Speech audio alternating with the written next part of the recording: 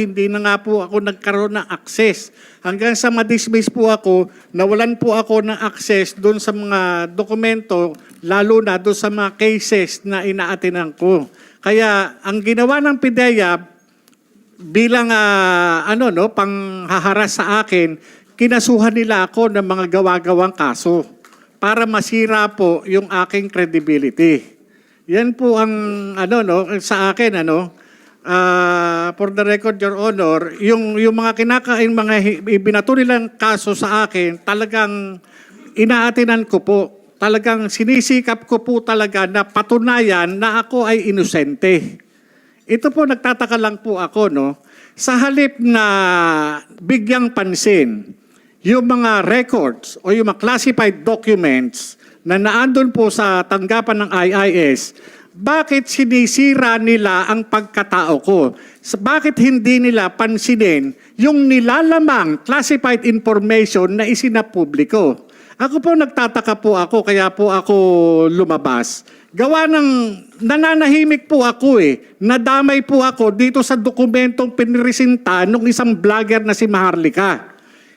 Nananahimik po ako Ang ko po dyan, ang tingin ko, nagkaroon po ng awayan sa loob ng PIDEA. Doon po ako nagtataka, ba't ako nadamay dito? Di ba? Hindi ho kaya nag-umpisa ito doon sa ipinalabas na video doon sa social media na ang involved ay yung tila galit na galit na PIDEA Director General. Kasi kung titignan ninyo, yung video, hindi makakalabas ito sa publiko. Kinakailangan puntahan mo pa doon sa NBR para i-download mo mismo yung video. Bakit yung video nakalabas na dapat nasa pag-iingat ng Counterintelligence Office ng PIDEA? Hindi ho ba? Hindi kaya itong mga lumalabas na dokumentong ito ang dahilan ay para lamang hiyain yung PIDEA Director General? Ako nagtatanong lang po, wala ho akong masamang tinapay kay Director General Lasso. Malaki po ang respeto ko sa mga opisyalis ng gobyerno. Pero sa aking bakit lumabas ito?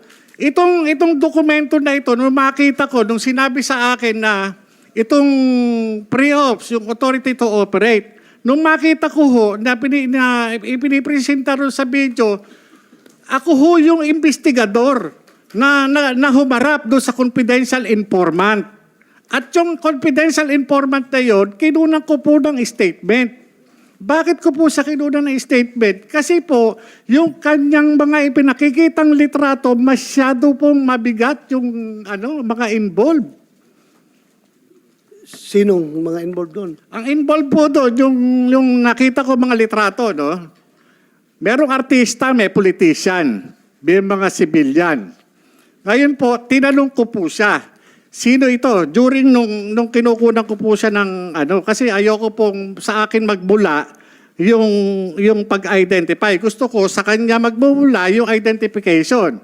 At yung mga nandun litrato, 5 litrato po yun sa pagkakatanda ko, iba't ibang klase, iba't ibang okasyon, iba't ibang pagkakataon. Yun po yung ngayon, nung tinanong ko siya, sino ito? Kahit alam ko po na kung sino yon, sinabi niya, Sir, si po yan? Si Maricel. Maricel Soriano po. O maliban doon, ano pangalan nito na tawag niyo? Maria.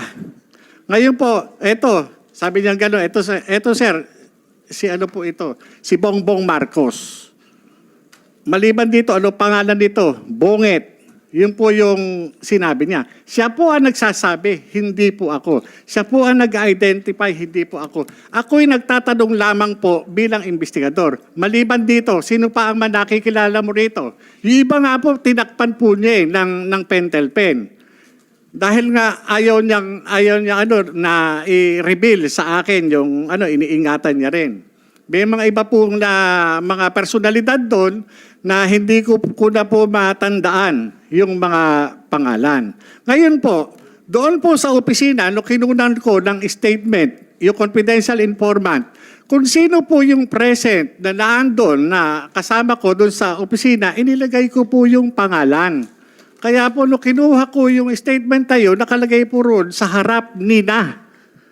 So sino yon? mga kasama mo? Makikita po yun dun sa ano. Kaya nga ang ano ko dun sa... Hindi mo ma-recall? Hindi ko po ma-recall. Kasi sa dami na po. Hindi lang po yun ang kaso na nahawakan ko sa PIDEA. Meron po dyan na wala ng Arbalite. Ng M4, ano? Ang involved, isang regional director. Meron ako na imbestigahan dyan, isang director din ng legal, logistics management service. Nakasuhan din po yun, natanggal na po. Meron po isang regional director sa Mimaropa na imbestigahan ko rin po yun. Hindi lang po iisang kaso na ang naimbestigahan ko siya, pati ho yung mga drug company na kilalang drug company, nahawakan ko rin po yung kaso niyan. Hindi po hindi po yun na usual yung kumbaga sa yung mga kinukunan ko ng statement diyan na hindi lang isang beses, marami po. Kaya kung tatanungin niyo po ako kung sino yung mga nakalagay doon, hindi ko po tatandaan kasi kinakailangan ko yung dokumento. Kagaya po niyan. Sandali. Sir, so you confirm na yung papel na yon na nagkakalat na sa social media, yung dalawa, yung pre-operation report at saka yung authority to conduct operation, are they authentic documents? There are no such documents, Your Honor. There are no such documents? Yes, Your Honor. So ngayon, na nandyan ngayon, so denied mo yan na hindi yan dokumento ng PDEA? Yes, Your Honor. Your Honor, Yes. ganito sir, Your Honor, ako naiintindihan ko si General Lasso eh. Kasi yung mga nai-involve dun sa dokumentong yun, yun yung appointing authority na nagtiwala sa kanya para dyan sa kanyang hinahawakan posisyon sa PIDEA. Sa akin wala pong unang-una, kamatayan po ang matatamo ko rito. Wala akong mapapala. Ang concern ko lang po dito bilang dating alagad ng batas, lumabas na sa publiko ito. Sampal po ito sa mga tulad nating alagad ng batas. Ano ang gagawin natin? Magtatanga-tangahan na lang po ba tayo, Your Honor? Dito sa mga information na nalathala doon sa publiko. Magwawalang bahala po ba tayo? Ang tanong ko papaano yung mandatong pinagkaloob ng Comprehensive Dangerous Drugs Act, lalo na dito sa butihing Director General ng PIDEA, ano ang gagawin natin? Kagaya niyan, may nilabas na naman si Maharlika. Yung sinasabing 2 minutes lang yung kinandak na drug test result. Wala ho bang authority ang PIDEA na mag-issue ng subpoena duces tecum ad testificandum against dun sa doktor at dun sa medical technologies, ganun din dun sa drug testing facility. Sana pinagpapaliwanag, hindi dapat siguro, it's unfair din to accuse General Lasso dahil he was not the director at that time. Sino bang director nung time na yon? No, sir, Your Honor, hindi po natin, lilinawin ko, hindi ko ina-accuse si General Lasso. Ang inaano ko lang po is yung mandato. Pwede naman po siyang mag-utusin, mag-conduct ng confidential investigation, magpatawag ng investigation sa PIDEA, katulad ng ginagawa sa mga ordinaryong tao. Kung meron tayong mga suspected na drug offenders, hindi ba nagkakandak tayo na confidential investigation o investigation? Hindi po ba? Bakit hindi natin ipatupad ng tama, ng equal itong batas? Kaya po ako talaga nagsikap ako na makarating dito at sumulat sa inyo upang magkaroon tayo ng sapat na batas. Kasi kung titignan ninyo, itong problema natin na minumulto ang ating Pangulo, hindi po sana darating dito sa sitwasyon na makakaladkad ang pangalan ng Pangulong Marcos kung ginagawa lamang ng PIDEA yung kanyang mandato. Kung ito nagpatawag kagad ng investigasyon, halika, ano yung sinasabi mo? Halika, dito tayo, umupo tayo, titipahin ko yan. Ano yung sinasabi mo? Ilabas mo yung ebidensya mo. Sana ganun Okay. Balik tayo doon sa mga papel. Yun ang ating gustong malaman kung talaga totoo You confirm na papel mo yon? Ikaw nagpirma nun?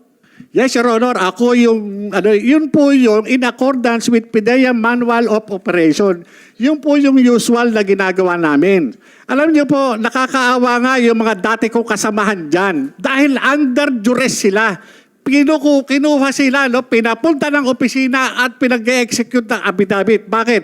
Para lang i-refute, para i-deny yung mga nangyari noong 2012. Ano yun? Hindi ba dapat alamin natin kung ano yung katotohanan sa likod na yun? Yung address ni Maricel Soriano po, Your Honor. Sandali. So, totoo yun, sir, na pinapag-execute yun ng affidavit yung mga tao na yun? Hindi po, To deny? hindi po totoo, Your Honor. Ang nangyari po, nung sumulat po siya sa akin, ay siyempre, bago namin umpisan yung investigasyon, mag-uumpisa kami dun sa sulat niya. Yung mga kasamahan niya noon na andyan pa ngayon sa PIDEA, ay nagsabi sila na walang ganun nangyayari, na meron siyang informante na in-interview, ginawan ng sworn statement. Kaya po sila nag-execute ng affidavit at nandito po sila ngayon. Pwede niyong tanungin. Hindi po namin sila fuinersa. Pwede pa upuin natin dito. by the way- Sino yun? Sino yung mga yun? Sinong paupuin natin? Kasama po namin, Your Honor. Please, patawag natin.